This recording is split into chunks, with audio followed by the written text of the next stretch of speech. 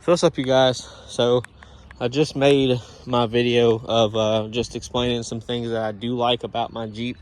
This is a 2019 Jeep Grand Cherokee Limited, two-wheel drive with the V6, the 3.6 liter to be exact, because I know somebody might ask.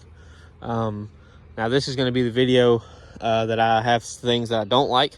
So I'm gonna go ahead and start on the outside because there's a couple, and they're all kind of tied together. But first is I don't like the headlights and the fog lights.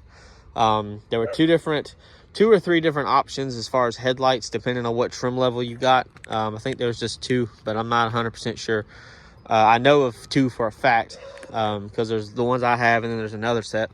But on some trim levels, the other headlights were standard. On like mine, I think there was an option. Mine has both of them were projector, but mine are just a regular halogen, like an H11 bulb projector, whereas the other ones were an HID projector. And the other headlights have a running light, LED running light, that goes where my finger is tracing on the bottom and the side of the headlight. I mean, they look nicer. And then I think the fog lights also, you got LED fog lights instead of the regular halogen projectors like I have. The regular halogen projector headlights, they suck. You can't see anything. The light output is terrible. So that's why I have LEDs in mine. I just have them in the low beam. I don't use the high beam very much. The fog lights, again, LED. So I had to do that because I wanted to be able to see. But these headlights suck. I hate them. And what goes into that too is you have to remove the whole front bumper cover to take the fucking headlights out, because I was going to try to change the bulbs without actually having to do all that, but I didn't have a choice, especially not on the driver's side. There's not really a way to get to it without having to do that, so I had to suck it up and do it, and I don't like it. I'm not doing it again. So and you can buy, different headlights from different manufacturers. Like you can buy some from Morimoto, or maybe Alpha Rex, but I know Morimoto for a fact. But Morimoto's, they're very expensive. They're, I think, $1,500, but they're like 4 or 5 LEDs in a row, and they're very bright and they're very nice, but they're expensive as shit.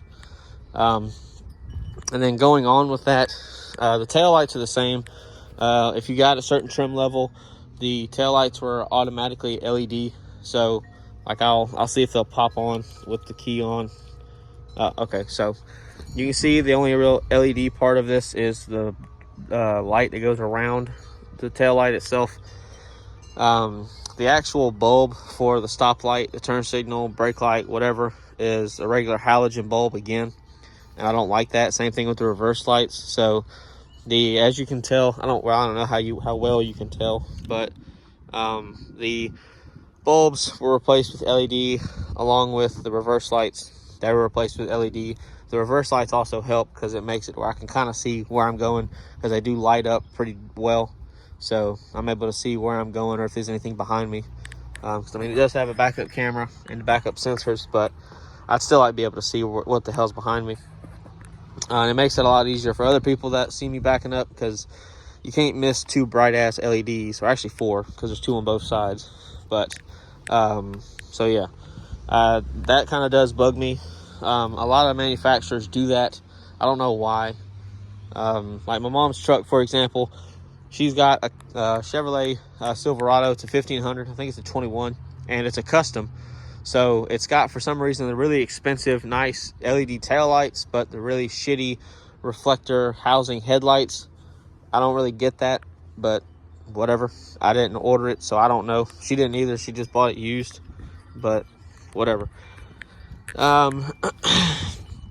There's not really much else on the outside. I mean, one of the things, I mean, this is just my vehicle specifically, but again, based on what trim level you got, I think if you got maybe like an Overland or something higher, I don't know how the trim levels work on these, on altitude maybe, or a Laredo, I don't know.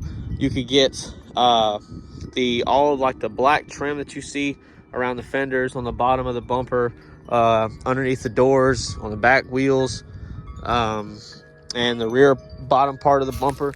All that would be color matched to the vehicle's paint. And with mine being white, obviously I would like it a lot more for it to be matched. You probably could buy those from Jeep, but I don't know for a fact.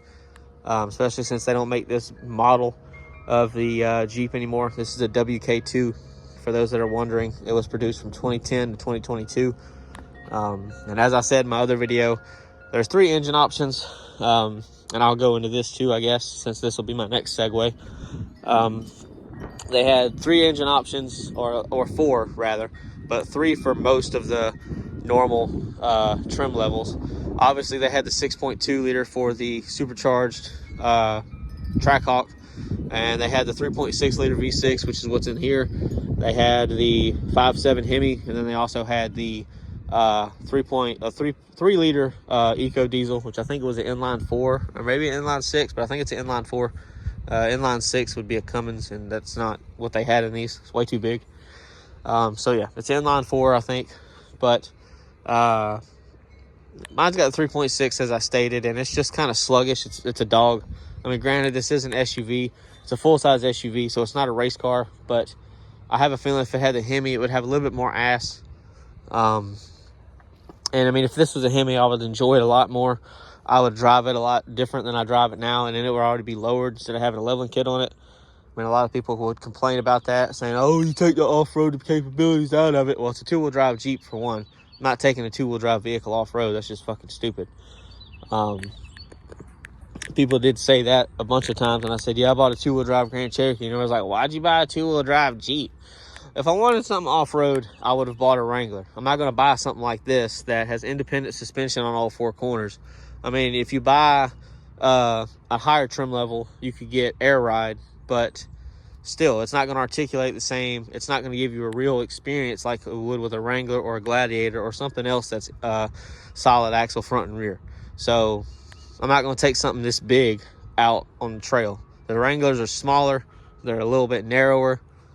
So no, I don't see this as an off-road vehicle. Would it do okay? Yeah, I'm sure it would, but no, I'm not doing that. So anyway, like I said, if this was the Hemi, I would like it a little bit more. At least I could have an exhaust note. This sounds like a minivan. It's the same engine that's in the minivan. It's the same one that pretty much Fiat, Chrysler, Dodge, Ram, all them people have put in almost everything that they make. That's the lower trim levels and the lower options. You know, the Chargers, Challengers, the Rams, the Pacifica, you know, everything else that they make, you know, they've put it in it. I will probably never buy another engine like this. I don't like this engine. I mean, granted, they don't make it anymore, but if I buy another used vehicle, I'm not going to buy anything with this engine in it. It's just, and they have known issues, like they have oil cooler failures, which is the oil cooler slash filter housing built into one, and they tend to leak and crack because they're plastic. I think Dorman makes one that's aluminum. That's a little bit of an upgrade, and the cap for the oil filter is also aluminum. Excuse me. So, okay, I guess. But, yeah. And it also has an 8-speed transmission. I like the 8-speed, but not in this. For some reason, this one seems sluggish. It shifts kind of, I wouldn't say that it shifts hard, but it shifts weird. The 2014 Ram that's on my channel, the gray one, it had the 8-speed in the Hemi, and it didn't drive anywhere near like this does. And this weighs, I think, probably about the same, if not a little bit less than the Ram. But I don't know. It's just weird. This is the second vehicle I've had with the 8-speed, and this one doesn't drive the same. So I don't know if maybe it's just because it's tuned differently because of the vehicle it's in or what. But yeah, I don't really like it. I like the 8-speed, just not in this. So the next thing is on the interior. So I bought this vehicle in June or July. I've had it for 7 or 8 months. I said that in the video of, you know, how it's done with me so far. And I mentioned the issue of the screens. So you can see it is starting to delaminate. I originally assumed that it was just like a screen protector. No, it's the actual screen itself. It's the I'll get it out. The digitizer is actually separating from the actual radio itself. You can get it fixed. It happened to all the Grand Cherokees from 2010 to 2022, or at least the ones that had the 8.4-inch Uconnect screen. Mine obviously is happening. It's happening to this. If I would have noticed what that was, I would have steered away from this. And the scratches on the windshield too, for some reason. Like, you can't see them on camera, I don't think, but I can see them clear as day. But they're right around in this area. They go all the way across from where whoever had it before me probably had dirt on the windshield, or the wiper fell off, I don't know, and they just kept swiping back and forth, which is kind of irritating, but you know, whatever. But I noticed this when I was test driving it, and I should have said no, because as I said in this video, I think, or the last one, I wanted Apple CarPlay, and this vehicle has it, and that's my diffuser, so that's what that is. I wanted to put Apple CarPlay in that Ram that's on my channel, and I looked up, you know, how to do that, because I wanted this radio. I didn't want to change anything like that. I didn't want to put an aftermarket radio in it. I wanted to put something OEM, because the Ram, Stellantis, all of them didn't start putting Apple CarPlay, Android Auto in their vehicles, I think, until 2017 or 2018 maybe. And this is a 19, so it's well within that time frame. But I wanted it, and it's expensive. To do it to that truck, to keep the navigation, which I don't really think I would need navigation, to be honest with you, but it would help with the resale value, I guess, because it did have it originally, just like this does. It's about $2,000, $2,500 to do that. That's just you getting the same radio, just out of, I guess, a wrecked vehicle or something, and you put it in, and it should be ready to roll. I mean, you might have to program something, but I don't know. They send you everything to get it done. But yeah, it was expensive, because I had a 2016 Ram as well, and it was a tradesman, and it had the little teeny small screen. I can't remember how big it is. I think it's a 6-inch, maybe less than that, but it don't look anything like this. It's just got the 2 buttons for the radio and for the volume and the tuning, and it's got the really small screen. It's like a 3 or 4 inch screen, not 6. And I looked at it then too, and it was still expensive, because I wanted to put a bunch of stuff on it, because like it didn't have the steering wheel controls on the back for the radio. Didn't have any of that. Had a different dash. That's another thing I don't like about this, but I'll get into that in a second. This video is probably gonna be longer than the things that I like, so you know. And yes, I did pick this vehicle, so a lot of them are gonna say, you know, well, you picked the vehicle. I mean, you found all this stuff you don't like. Why the hell did you get it? A lot of the stuff I didn't notice till after the fact, except this. This is the only thing that I noticed right off the bat, and I should have left it alone, like I said, but I didn't. So it is what it is. Screen still works, but eventually if it covers almost half of the screen or the whole screen, it gets to where you can't touch it. Granted, that's fine, because, I mean, I still have all the climate control buttons down here. The only one that I don't have, I'm not a fan of, is I don't have a heated seat button anywhere, and a heated steering wheel button down here. I don't like that. You have to go through this manually to physically turn that on. I don't like that. I like having actual buttons for things, so I don't get that. My Ram had the heated steering wheel and seat buttons right here, which is a little bit different, but around the same kind of design. They had the road down here where the trailer brake controller would be, and it had all those, and you could still do it through the screen too. But this issue only affects the Grand Cherokees. It doesn't affect anything else with the Uconnect screen. Not the Rams, not the Chargers, not the Challengers, not the Pacifica, not everything else that they've put this screen into, not the Wranglers, nothing. It's just the Grand Cherokees. My car is well without a warranty, because it has 105,000 miles on it, and it's a 2019.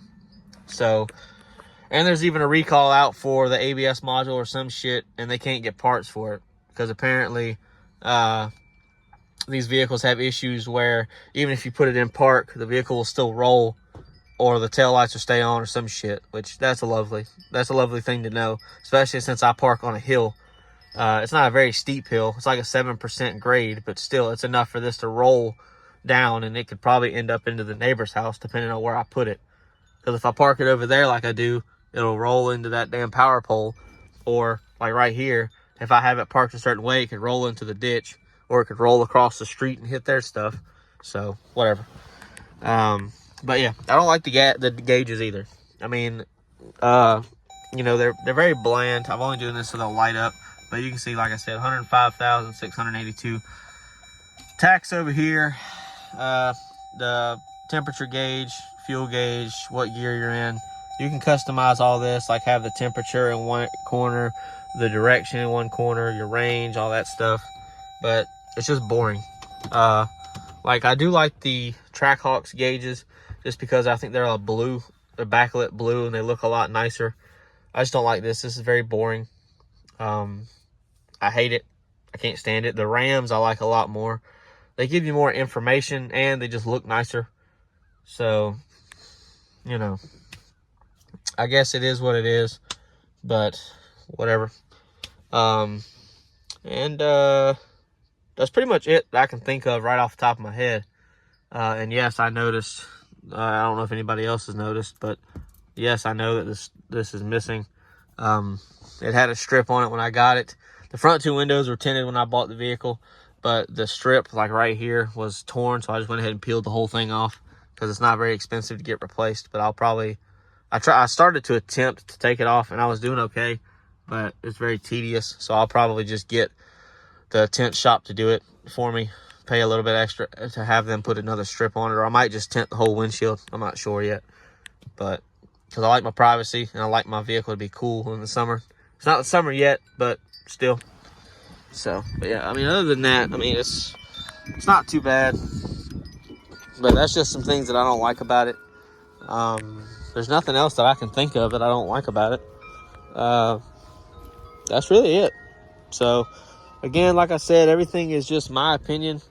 You may agree with some, you may not. You may think that I'm stupid for a lot of the things, and that's fine. I mean, they're my opinion, as I said, so you don't have to think that they're conclusive or they're legitimate, and like I said, that's fine. So, oh, and one more thing is I use the Jeep app on this. You can use it, I think, if the vehicle's a 2017 or newer. I could be wrong, but I can start the vehicle, I can track it, I can lock it, unlock it, sound the horn, blah, blah, blah. And like I said, find where it is. I can see how much fuel I have. I can see the tire pressures. I can see what the oil life is, stuff like that. The only thing I don't like about the app is, like with the Fusion that I had on my channel, the 2017, I used the Forward Pass app with it, and I could actually set a timer for it to start at a certain time, like especially before I wake up because I work at night. So with it being colder, it would be nice for it to already be started and warming up by the time I wake up and ready to roll. Especially last week when it was in the really low teens or the high 20s as the high. But that's just a minor issue. It's not really anything major. I do like the convenience because I can start this without actually having to physically look for it and use the key. So that is nice. I can start it from anywhere if I really wanted to. Like I said, I don't have to physically be looking at it. I can just start it. So that's a good thing, I guess. But yeah, other than that, that's really it. So I hope y'all enjoyed. I apologize for it being so long. But yeah, I appreciate y'all for watching, and I'll see y'all later.